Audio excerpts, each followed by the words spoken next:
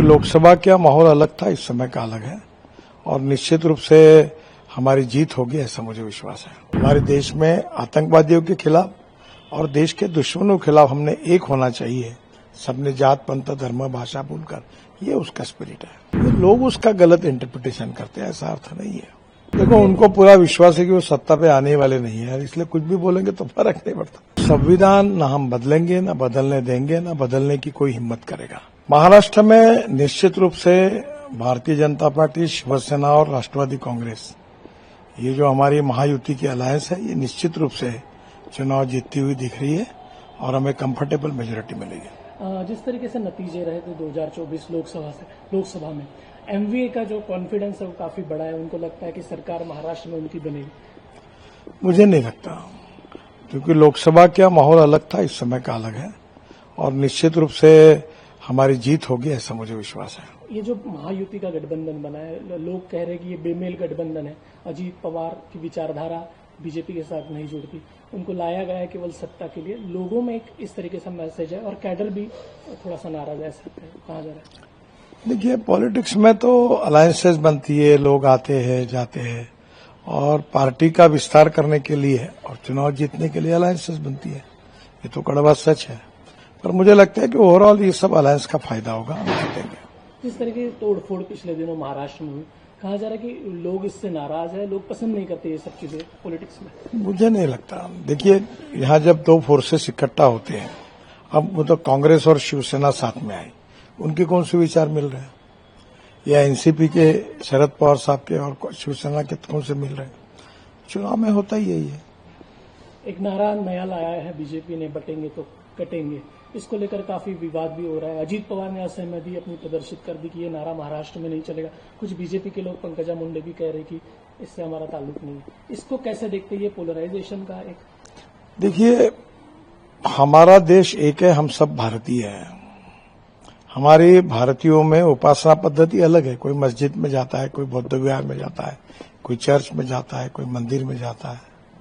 ये अलग अलग हमारी उपासना पद्धति है, पर हम भारतीय हैं, हम एक है और हम सब ने मिलकर आतंकवाद के खिलाफ, जो हमारे देश में विशेष रूप से हमारी इंटरनल और एक्सटर्नल सिक्योरिटी को ध्यान में लेते हुए, हमारे देश में आतंकवादियों के खिलाफ और देश के दुश्मनों के खिलाफ हमने एक होना चाहिए।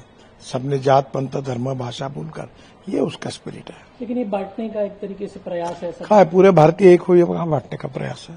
कटेंगे तो कटेंगे, ये लोग उसका गलत इंटरप्रिटेशन करते हैं, ऐसा अर्थ नहीं है। राहुल गांधी लगातार अपनी रैलियों में कह रहे हैं कि 50% आरक्षण की जो सीमा है उसे हम तोड़ेंगे और जातिगत सर्वेक्षण करके। देखिए, वो तोड़ ही नहीं सकते, क्योंकि उसमें सुप्रीम कोर्ट का निर्णय है और सुप्रीम कोर्ट का जो निर्णय है वो है, उसको तोड़ नहीं पाएंगे वो।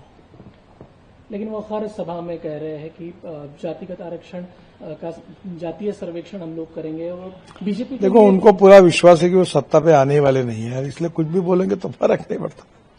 बीजेपी के लिए मुश्किल नहीं है मुद्दा? नहीं। संविधान का मुद्दा भी पिछले चुनाव में काफी था। देखो, संविधान न हम बदलेंगे, न बदलने देंगे, न बदलने की कोई हिम्मत करेगा। केशवानंद भारती केस में ये ऑलरेडी आ गया है कि साइलेंट फीचर जो होते कॉन्स्टिट्यूशन के मूलभूत तत्व, वो बदल नहीं सकते। मूलभूत तत्व है freedom of speech, fundamental right, समाजवाद, धर्मनिरपेक्षता, लोकतंत्र, ये कभी कोई बदल ही नहीं सकता। रहे बाकी जो 3 चैप्टर है, उसमें सबसे ज्यादा संविधान तोड़ने का काम अगर किसी ने किया तो कांग्रेस पार्टी ने किया। कांग्रेस पार्टी ने इलाहाबाद हाईकोर्ट के निर्णय के बाद इंदिरा जी को बचाने के लिए बाबा साहब के संविधान की धज्जियां उड़ाई और 77 में जनता पार्टी ने आने के बाद फिर वो संविधान की जो गलतियां हुई थी उसको सुधारा। लाडली बहन योजना की काफी चर्चा इन दिनों है, लेकिन कुछ जो अर्थ विशेषज्ञ हैं वो भी ऐसा भी कहते हैं कि ऐसी सब योजनाएं लाने के कारण जो आर्थिक स्थिति है वो कमजोर होगी। देखिए, आजकल सब जगह पर राजनीतिक पार्टी सरकार के द्वारा इंडिविजुअल बेनिफिट स्कीम्स लाती है और उसका फायदा होता है, और इंडिविजुअल जो गरीब है, शोषित है, पीड़ित है, उनके इंटरेस्ट के लिए स्कीम लाना कोई गलत नहीं है।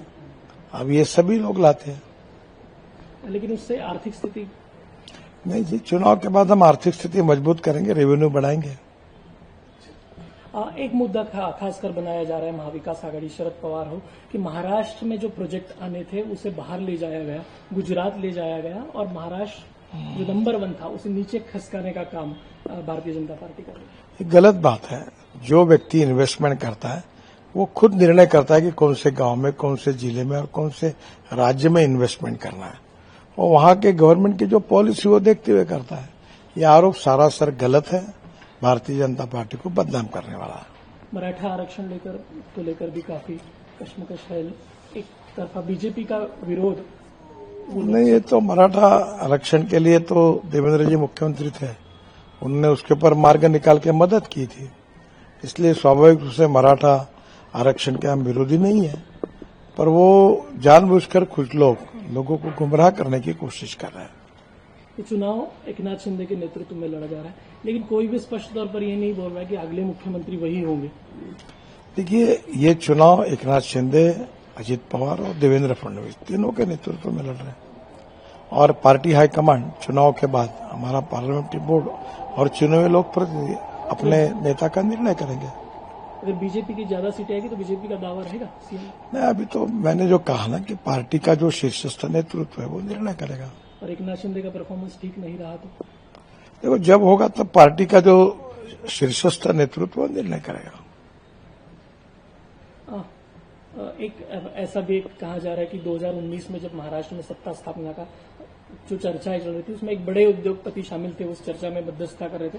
शरद पवार जी ने भी ये बात कबूली है कि ऐसी सब चर्चाएं चल रही थी एनसीपी को साथ लाने की। तब मुझे तो जानकारी नहीं है, ना मुझे कोई उद्योगपति इन्वॉल्व हुआ उसकी जानकारी नहीं, और मुझे पता नहीं। नितिन जी, आप अपने हर भाषण में कहते हैं कि महाराष्ट्र के लिए आपने क्या किया, तो आने वाले 5 सालों में आपका क्या एजेंडा महाराष्ट्र के लिए होगा, वोटरों को क्या बताएं? देखो, महाराष्ट्र सुखी, समृद्ध और संपन्न बनाना चाहिए।